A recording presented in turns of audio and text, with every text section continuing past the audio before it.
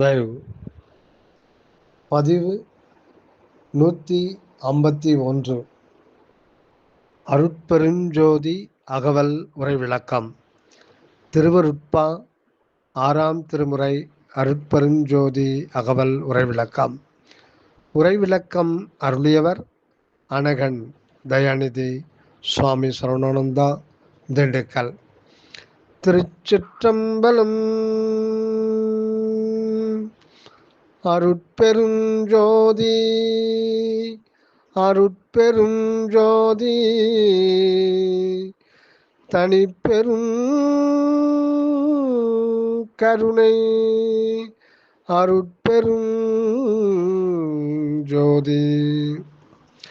செஞ்சுடர் செஞ்சுடர் அகவல் வரிகள் 1529 1530. வெம்மலையிரவது விடி தருணம் தனில், வெம்மலையிரவது விடி தருணம் தனில், செம்மையில் உதித்து உளம் திகழ்ந்த செஞ்சுடரே, செம்மையில் உதித்து உளம் திகழ்ந்த செஞ்சுடரே.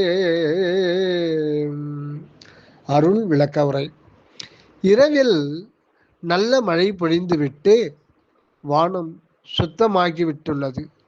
நிலம் குளிர்ந்து மெல்லிய பூங்காற்று வீசுகின்றது. பிராதகால அமுத வேளை. இருள் பிரிந்து அருணோதயம் வெளியாகும் நேரம். விடி தருணம். இப்படிப்பட்ட ஒரு புறச்சூழ்நிலை காட்சி. இக்காட்சிக்கு ஒப்பவே அருட்ஜோதி உதயமாட்சியை சொற்சித்திரமாக வழங்கும் அடிகள் இவையாம். ஆன்மாவாகிய சிற்றணு எப்பொழுதும் பெருஞ்சோதி சக்தியால் சூழப்பட்டே இருக்கின்றது. அந்த சூழ் ஒளி சாதாரணமான ஒளியாக தோன்றாது, அந்த சூழ் ஒளி சாதாரணமான ஒளியாக தோன்றாது, வேறு வேறு பொருள்களாக, வேறு வேறு ஆற்றல்களாக, வேறு வேறு தோற்றங்களாக, வேறு வேறு அனுபவங்களாக இருந்து கொண்டிருப்பதால் உண்மை மறைபட்டு கிடக்கின்றதாம். உண்மை மறைபட்டு கிடக்கின்றதாம். அம்மறைப்பெல்லாம் ஜோதியின் அம்சமே. ஜோதியின் இயல்பு சுடும் தன்மையாம். இச்சுடும் தன்மையே வெம்மை எனப்படுவது. ஆன்மாவானது இந்த வெம்மை செய் மலம் என்னும் கற்பூரத்தால் சூழ்ந்திடப் பெற்று மறைந்து கிடக்கின்றதாம். ஆன்ம பரிபாகமுறாத அபக்குவ நிலையில் சூழ் மறைப்பு அசுத்த பொருளாயிருக்கின்றதாம். இதனால் இது வெம்மலச்சூழல் இருள் இரவாக குறிக்கப்படுகின்றதாம். இம்மாயச்சூழலில் பரிபாக முரளே நல்ல மழையால் இருளில் குளிர்ந்து பண்பட்டதாகும்.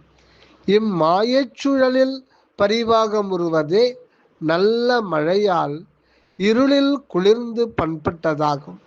பக்குவமடைந்த வேளையே விடி தருணம்.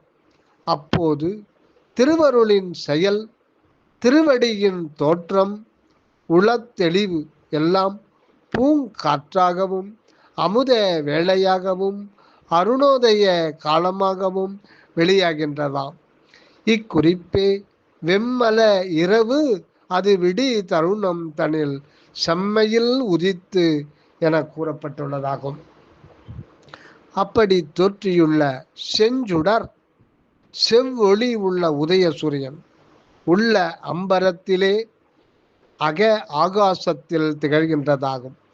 அப்படி தோற்றியுள்ள செஞ்சுடர் உள்ளம் எனும் அம்பரத்திலே அக ஆகாசத்திலே திகழ்கின்றதாகும். அக அனுபவம் விளங்கும் அருள் வெளியிலே அக அனுபவம் விளங்கும் அருள் வெளியிலே இந்த அருட் செஞ்சுடர் திகழ்கின்றதாம். இது எப்போதும் அப்படியே உருவடித்தாய் அருளொடு திகழ்ந்து கொண்டே இருக்கின்றதாம். இந்த கடவுள் சுடர் மறைவதும் இல்லை, மறுபடி உதிப்பதும் இல்லை, நித்தியமாய் நின்று நிலவுவதாம். இந்த கடவுள் சுடர் மறைவதும் இல்லை, மறுபடி உதிப்பதும் இல்லையாம், நித்தியமாய் என்றும் நின்று நிலவுவதாம். இந்த அக அனுபவம் உண்டாகின்ற தருணம் சூழ்நிலை முற்றும் ஒளியாக விளங்குகின்றது. இந்த அக அனுபவம் உண்டாகின்ற தருணம் சூழ்நிலை முற்றும் ஒளியாக விளங்குகின்றது. அந்த கடவுள் சுடரேதான் இந்த ஆன்ம அணு என்றும் அதனை சூழ்ந்திருக்கும் ஒளி நிலையே, அந்த ஆன்ம அணுவை சூழ்ந்திருக்கும் பெருஞ்சோதியாகிய ஒளி நிலையே அசுத்த மலமென இருந்தது மாறி சுத்த கற்பூர ஜோதி பொருளாய் விளங்குகின்றதாம். ஆன்மாவுக்கு ஆணவமலம் இயல்பு என தோற்றியது போய் அது, அதாவது ஆன்மா கடவுள் சிற்றுருவே அகண்ட கற்பூர சூழலில் விளங்குவதாக அனுபவப்படுவதாகும். இதுவே வெந்நீரு ஆகிய சுடலை பொடி பூசிய செம்பொருட் சிவமாக கற்பனை செய்யப்பட்டுள்ளது. இந்த அருள் அனுபவத்தை பூரணமாக பெற்று கொண்டவர் நம் வள்ளல் பெருமான். ஆதலின் அவர் உடம்பு முழுவதும் கற்பூர மனம் நித்தியமாய் வீசுவதாய் உள்ளதாம். இக்கருத்தை தெளிவு செய்கின்ற அனுபவ மாலை பாசுரம் ஒன்றை கீழே குறிப்பாம். தயவு. கற்பூர மணக்கின்றது, கற்பூர மணக்கின்றது என்னுடம்பு முழுதோ கணவர் திருமேனியிலே கலந்த மனமதுதான், கணவர் திருமேனியிலே கலந்த மனம் அதுதான், இற்பூத மனம் போலே மறைவதன்று கண்டாய், இயற்கை மனோ துரிய நிறை இறை வடிவத்துளதே, இயற்கை மனோ துரிய நிறை இறை வடிவத்து உள்ளதே, பொற்பூவும் நறுமணமோ கண்டறியார் உலகர், புண்ணியனார் தம் வடிவில் நன்னியவார் அதுவே, புண்ணியனார் தம் வடிவில் நன்னியவார் அதுவே, நற்பூதி அணிந்த திருவடிவு முற்றும் தோழி நான் கண்டேன் நான் புணர்ந்தேன் நானது வானேனே, நான் கண்டேன் நான் புணர்ந்தேன் நானது ஆனேனே என்றதால் கடவுள் சுடரின் இயல் மனம் கற்பூர மனமே எனவும் அது அருள் அனுபவத்தால் மட்டும் வெளியாகுமே அல்லாது இருள் உலகில் மருள் நிலையில் மலச்சூழலாய்த்தான் தோற்றி விளங்கி கொண்டிருப்பதாம். ஆகவே பக்குவம் வரும் காலையில் மனிதன் அகத்தே இருள் கடிந்து உள்ளத்தே எழுகின்ற ஞாயிறே போன்று இந்த செஞ்சுடர் விளங்குகின்றதாம். இந்த செஞ்சுடரை நித்தியமாய் எரிந்து கொண்டிருக்கும் புகையாத கற்பூர சுடர் தீபத்திற்கும் ஒப்பிடுவர். அடுத்ததாக அகவல் வரிகள் 1531 1532. திரையெல்லாம் தவிர்த்து செவ்வியுற்றாங்கே, திரையெல்லாம் தவிர்த்து செவ்வியுற்றாங்கே, வரையெல்லாம் விளங்க வயங்கு செஞ்சுடரே, வரையெல்லாம் விளங்க வயங்கு செஞ்சுடரே, உரை விளக்கம். உலகம் உவப்ப உதித்து ஒளிர் ஞாயிறு முதலில் கருந்திரை போன்ற இருள் நிலையை சற்றே விளக்க, அடுத்தடுத்து நீலமும் பச்சையும் செம்மையும் பொன்மையுமான வண்ணம் மறைப்புகளும் மேலும் சற்று வெண்மறைப்பும் விலகி மேலே ஒரு கணத்தில் கலப்பு வண்ணத்திரை நிலை எல்லாம் விலகிட கீழ்வான் செங்கதிர் கால் கொண்டு எழுந்து விளங்குகின்றதாம். உதயகிரி மீது எழுந்து விளங்கும் போது வெள்ளிடை மலை காட்சியாய் விளங்குகின்றது ஞாயிறு. இவை எல்லாம் புற உலக அனுபவம். அகப்பக்குவத்தே மல இருள் மறைப்புகள் ஏழு வண்ணத் திரைகளின் நீக்கமாய் விளங்கிட உளத்தே அருட்செஞ்சுடர் காட்சியளித்து நிற்பதாம். செவ்வி என்றால் பக்குவமாம்.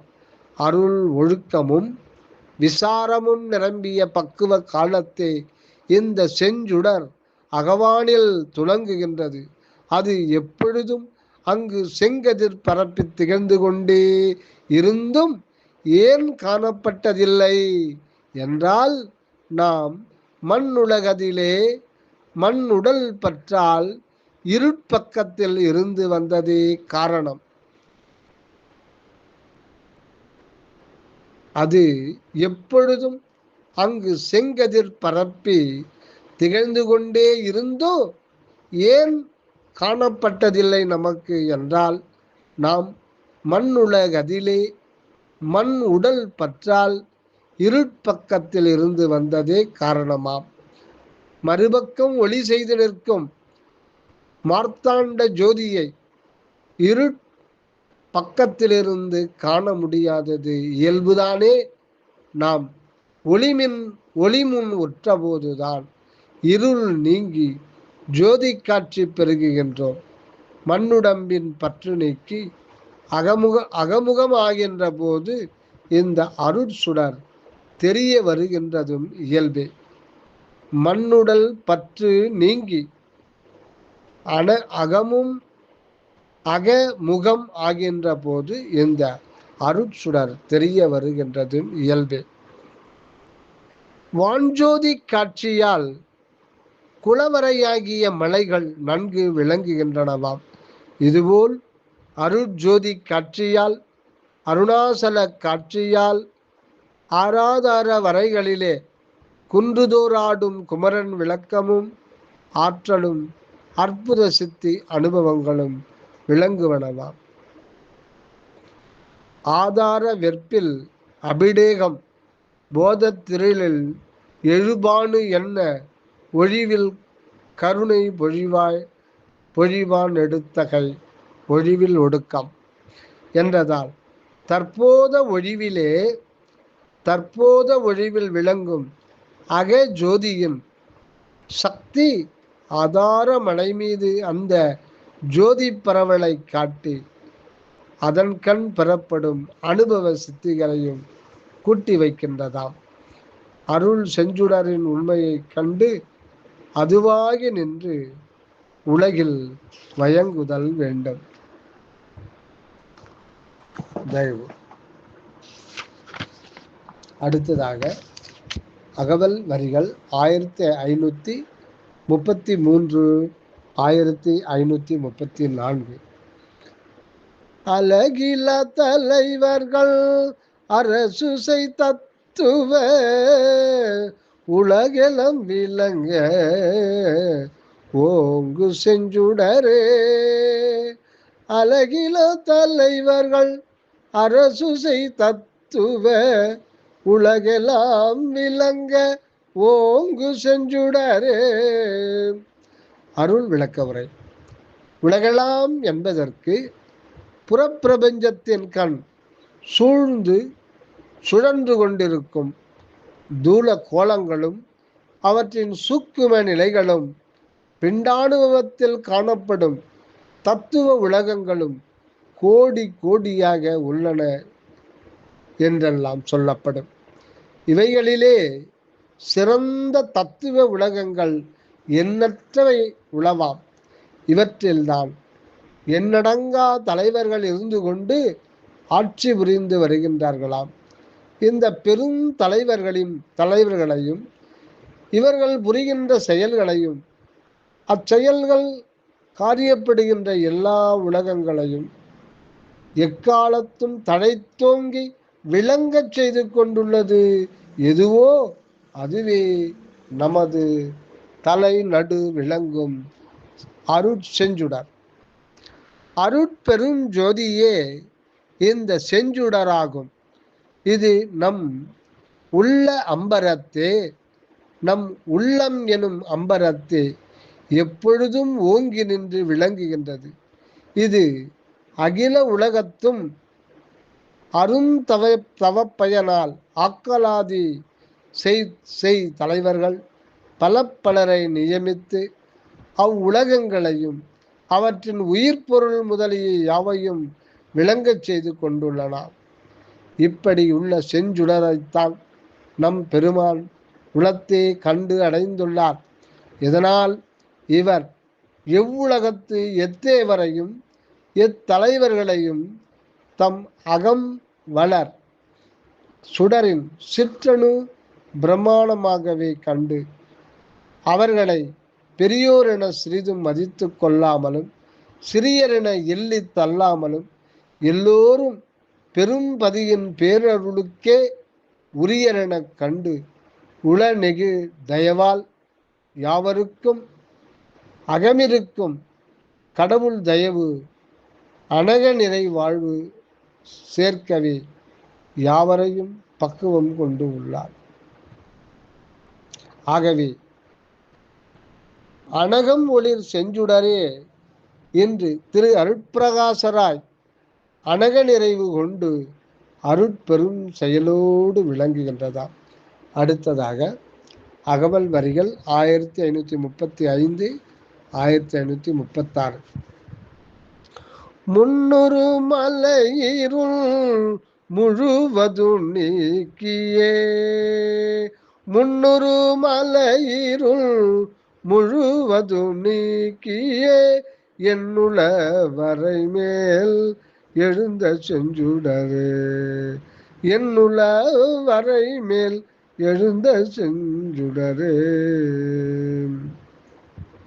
உரை விளக்கம்.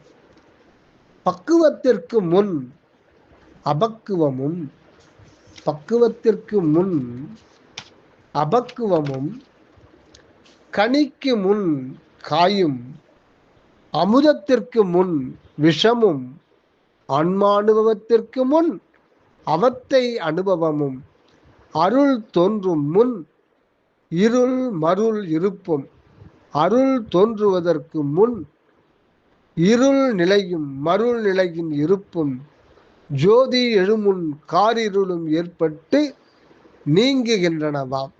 இவைகளை போன்று இச்செஞ்சுடர் உதயமாகும் முன் மலை இருள் சூழ்ந்து உள்ளதாம். இதுவே இண்டு முன்முறு மலையிருள் என்று வைக்கப்பட்டுள்ளது. இந்த இருள் முன்பு பண்டே தொட்டு இருந்து வருகின்றதாக தோற்றுகின்றது. இந்த பிரபஞ்ச காரியப்பாட்டில் எப்போது ஆன்மாக்கள் வெளியாகினவோ அப்போது முதலே அவைகள் உண்மையில் அருட்பெரும் ஜோதி சூழலில் இருந்தும் அந்நிலையை சற்றும் அறிந்து கொள்ள முடியாமலே கோடி கோடி யுகங்களாக கடந்து வந்துள்ளனவாம். ஒரு குறிப்பிட்ட ஆன்மாவை சூழ்ந்திலங்கும் ஒளி நிலை, ஒரு குறிப்பிட்ட ஆன்மாவை சூழ்ந்திருக்கும் ஒளி நிலை மனித வடிவாகி அந்த வடிவிலே ஆன்மாவை உணரும் மெய்யறிவாகி விளங்காதவரை அந்த ஆன்மா தன்னைத்தான் அறிந்து கொள்ள முடியாது இருந்து உள்ளதாம். இப்பொழுது அந்த சூழ் ஒளியே அருள் ஞானமாய் இருப்பதால் இந்த ஞானத்தாலே தானாகிய அந்த ஆன்மாவும், இந்த ஞானத்தாலே தானாகிய அந்த ஆன்மாவும் சூழ உள்ள பேரொளியும் அருட்பெரும் ஜோதியே என அறிந்து கொள்ளப்பட்டுள்ளதாம். ஆகவே இதுகாரும் இருந்து வந்த அறியாமையே மல இருள் என்று கருதப்படுகின்றது.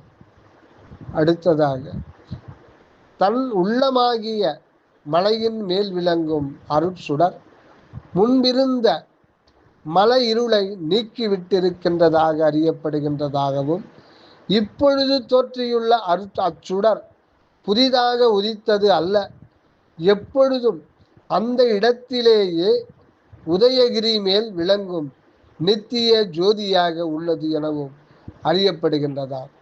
இனி இச்செஞ்சுடர் என்றும் மறையாது ஒளியாது நிலையாக உள் விளங்கிக் கொண்டே இருப்பதோடு அதனை கண்டு அருளால் அதுவே தானாகி விட்டிருக்கும் நம் அருட்பிரகாசருக்கும் அழியா இன்ப வாழ்வு சித்தித்து உள்ளதாம்.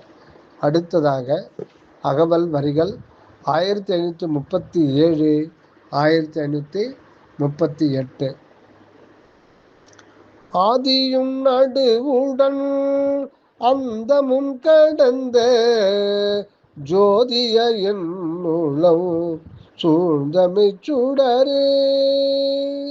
ஆதியும் நடுவுடன் அந்த முன் கடந்த ஜோதிய என்னுளம்